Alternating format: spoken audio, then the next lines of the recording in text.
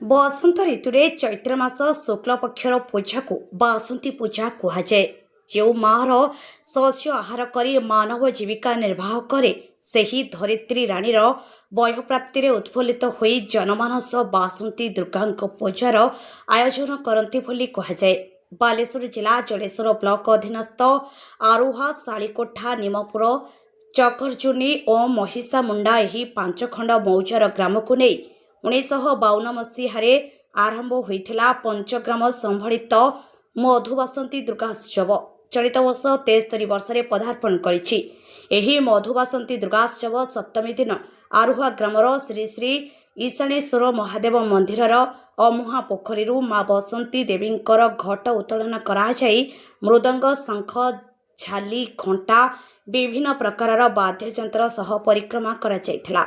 दिन 11:30 समय माँ बासंती मंदिर में घट प्रवेश करी माँ चक्षुदान कराई सप्तमी पूजा आरंभ होइथिला।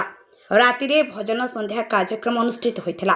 5 तारिख तथा अष्टमी दिन माँ भक्ति मार्गर सहित मंत्र तंत्र महाअष्टमी पूजा अनुष्ठित होई शालीकोठा ग्रामर वरुण कुमार जेना पश्चिम बंगर ठाकुरदा अंचल बहु आकर्षणीय आतशबादी कार्यक्रम सह मेलोडी कार्यक्रम अनुष्ठित होइथिला।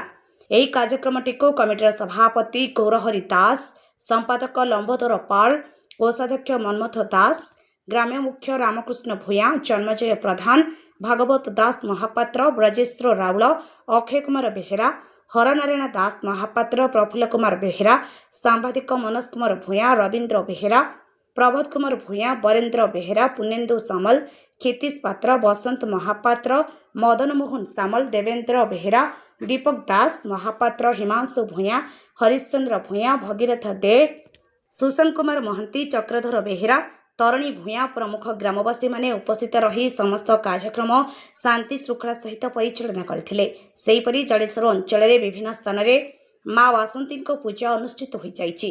जलेश्वर मनोज कुमार भूया रिपोर्ट अपराह्न लाइव।